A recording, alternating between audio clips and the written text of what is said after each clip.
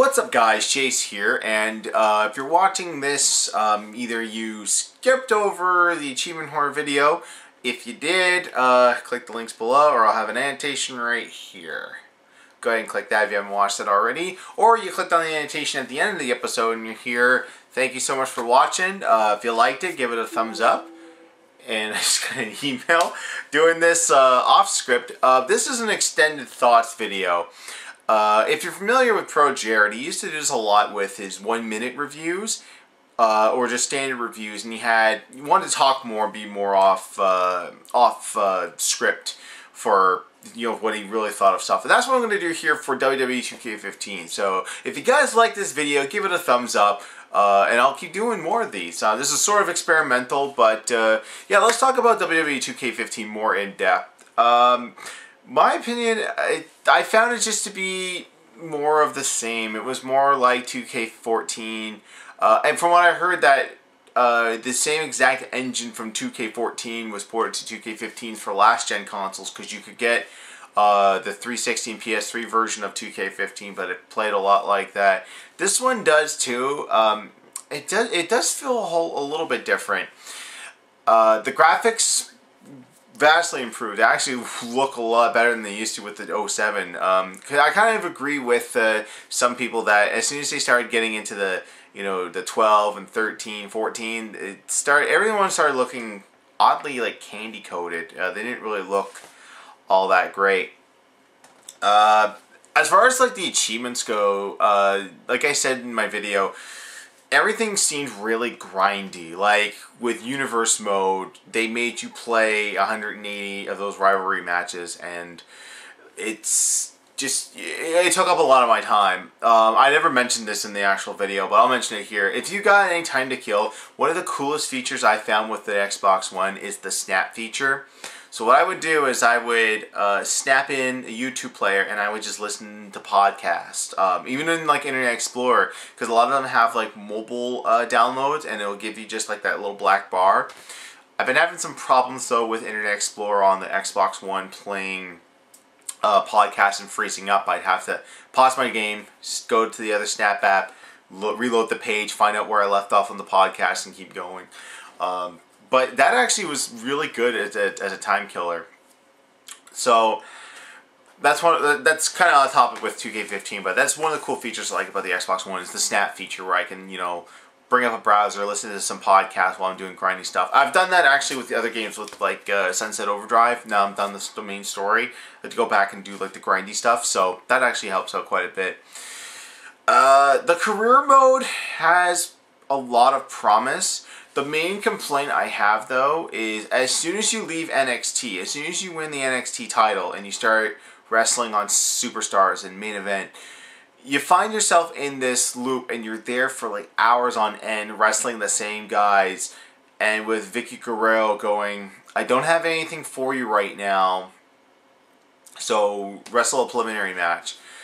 This happens way too much. Like if it happened like maybe for like a couple of days, it's just like, oh, we got no storylines for you, just go wrestle Fandango or something, But there's a very thin like stories in there, because like you don't get put into like that much of a rivalry. Actually, there's more cutscenes and more rivalry stuff in Universe Mode than there is in the My Career Mode. So I hope that's something that's kind of taken into account.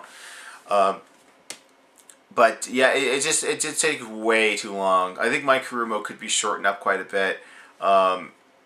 Showcase Mode, I actually like those modes. Like they started them off in WWE 13, where it was the Attitude Era, so you play through the entire Attitude Era. So, you do Brett and Sean Screwjob, you do Formation of Generation X, Austin, Rock, Mankind, and they sort of brought that over with last year with 30 Years of WrestleMania.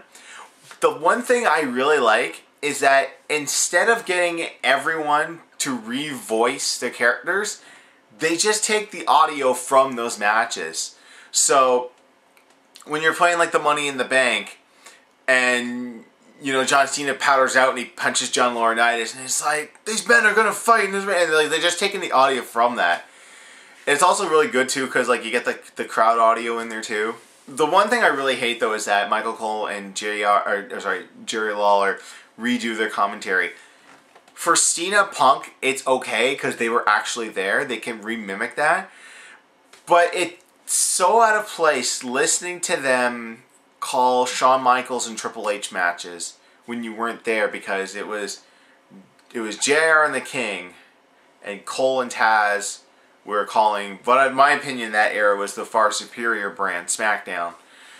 They just had better writing, better wrestling. I mean, with SmackDown, we had, they were pushing guys like Edge, and Angle was in his prime. You had Brock Lesnar, and you had, The Rock, and he left, and Hogan. What do you have on Raw? Triple H with the world title burying everyone. Kane, you're a murderer.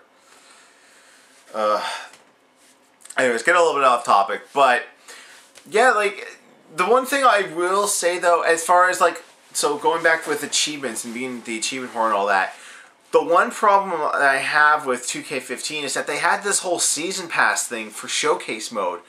As I'm recording this, the third and final one hasn't been released. It's actually coming out tomorrow, but they released Christian one more match, which saw his rise to become world champion after Edge had to retire, and then forcefully he only held the belt for 2 nights, and they gave it back to Orton because they didn't like Christian. They're holding him down, politically wise anyway. And then you had Mark Henry Hall of Pain, which I haven't played yet. And coming tomorrow will be the NXT pack, which is going to give us like the Ascension and Emma. I can't remember who else is in that. I think JBL will be playable in that. But the problem that I have with this, you're asking people to pay $24 for the season pass or $6.99 per DLC pack, but there's no new achievements with it. Like, if you're gonna make us pay $24 for all this, so that also we can get Paige as well, like, no new achievements, man? Come on, you gotta get on that. Like, there has never been a WWE game past 1,000 gamer score. Whether it be through the main SmackDown vs. Raw / WWE series, Legends of WrestleMania, All Stars, none of them have surpassed 1,000, and I kind of wonder why they didn't do that. So that's something I would love to see in 2K16. Also, yeah, I'm gonna be posting this video up on their forums because they asked for like input, and I want to give you input because I'm still a fan of the series, and I really want a little bit more change other than that grapple system. You're on the right track. So, speaking of the grapple system, that's actually not bad. The chain wrestling in the beginning, you should have that as a default for all moves instead of just mapping that, just so that you can stop people from like running in and doing running grapples, because that's where it kind of falls flat in my opinion. One good game that had that system, and if I can finally pull it out, yes, I have it right here. So. Price tag still on it. I paid $8 for it. Legends of WrestleMania had a great system where you couldn't do certain moves until you build up a meter. And unfortunately, it doesn't have the meter in here. But basically what it did was you only had basic moves. So you could, like at level 1, you could only do arm drags, or you could only do headlocks or chin locks or whatever. As soon as you started building that up, you got to level 2. And what that allowed you to do was do bigger moves. And then when you got to level 3, that's when you did like your big ones and your big spots, and then eventually your finisher. I'd actually like to see a system like that come back, because it is sort of like that. Like once you get a guy in a groggy state, then you can do that. Not everyone can get into a groggy state, but it gets a little bit easier too if you just keep mashing them with the attack. So that's a little bit of a change I'd like to see. Trying to think. Oh yeah. If I didn't say painstakingly enough in the video, online sucks balls. Anything, go contact the people at Iron Galaxy or GGPO. Learn how to create a latency-free, lag-free online system, because it's never worked. I've never been a fan of it, and thankfully for Double X the Major under Double X that I met on the XboxAchievements.com page. Thank you so much for the boosting. Yeah, it goes out, and this goes out for anyone. If you make an online achievement where it's like purely ranked, but the online's broken, get rid of that achievement. I mean, if it's well balanced across the board, I have no problem with you putting in those ranked achievements. But when you get to stuff like this, it's just bad. One thing I will bring up too, the lack of created options. You seriously stripped this back. I love the fact though that you could upload a PNG image and just paste this on. In fact, the first night I had the game, I was checking out the online stuff, and I love how like people were like, the top stuff were like, you know, you can put Game Grump logos, or you could put the Screwattack logo, you could put Achievement Hunter logos. I saw someone put the X-Ray and Vav t-shirt design on there. You know, that's awesome that you're able to do that. But for your online service, when you limit it to 20 downloads a day, that's really, really, really bad. Also, the fact you took out the ability to make girls or divas, female wrestlers. It's really, really, really bad. Not only that, it sucks that you took a lot of the fun and creativity out of it. I know you're working with a new engine and everything, and you're trying to... I saw the videos where you're like twisting the animation hand so that it doesn't clip through the ropes, and I commend you for that. But you took a lot of fun out of it. The Achievement Hunter guys for Let's Plays, they did the last 2 games in the series, and they had a ball making these like hideous monstrosities. They didn't even bother with this year's version because you guys took all the fun stuff out of it. So they didn't even bother, which really sucks because I always like those Let's Plays from them. Another thing too is like you took a lot of the customability out. Now I don't know if the 360 is just incapable of doing this at the moment, or if the guys at Xbox can put this patch in, but custom soundtracks for your last 2 generations of consoles was awesome, especially for wrestling games, where we can actually put guys' theme songs.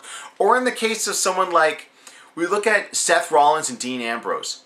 They're no longer using the Shield theme. Roman Reigns is the only one using the Shield theme. So we would like to have that system in where I can, you know, get the Dean Ambrose theme song, put that on the hard drive on the Xbox, so I can, you know, attach that to him and change him around and change the outfit. You're allowed us to change the outfit. Awesome. Why can't I change their entrance, either their video, their theme, or whatever? That was so robust in the last few years of wrestling games, and it's something that you really, really, really need to bring back. Also, more original entrance animations. Like, I don't want to come out as like to Randy Orton's Slow Walk, or I don't want to come out to Ultimate Warrior. The only original one you had there is that stupid cell phone one that nobody used.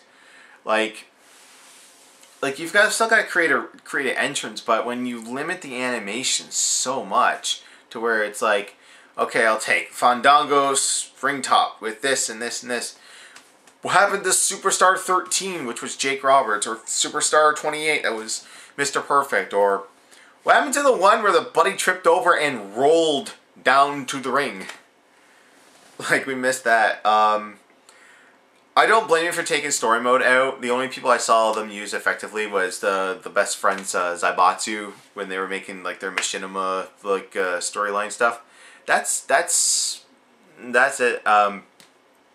I'd also looked at the fact too that probably one of the more popular streamers on Twitch right now. I don't remember the address, but it's like Video Game Wrestling Federation, where he takes video game characters and has them simulate matches. They're getting hyped for Kratos versus Zubaz.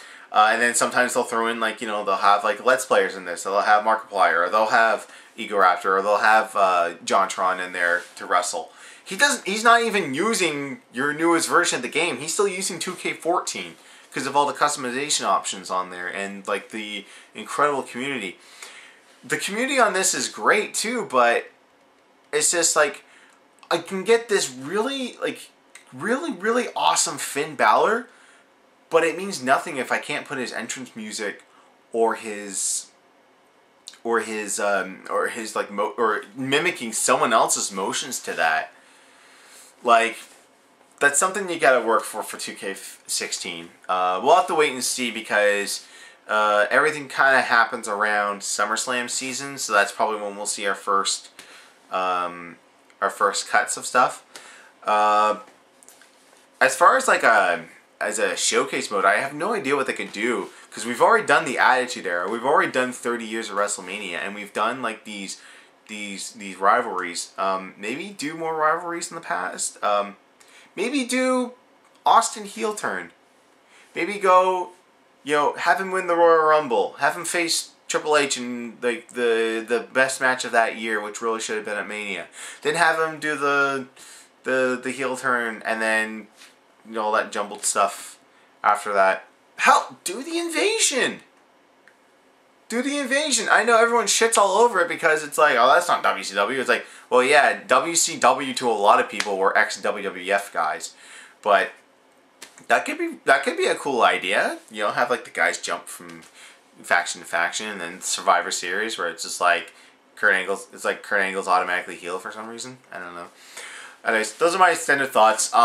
As far as like overall rating, I hate giving rating numbers.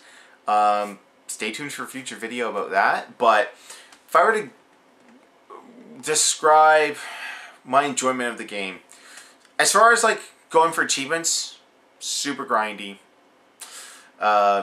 It's a lot of time to spend on it, but you get it done. As far as like overall gameplay, I mean, this is stuff like if my buddies are over and we'll play, we have a good time with it.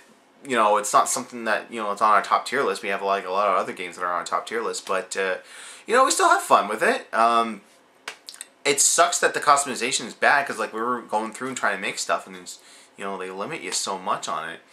So it's decent. I don't think it's come down in price anything. If anything, I'd wait till it goes half price if you are on the fence about it.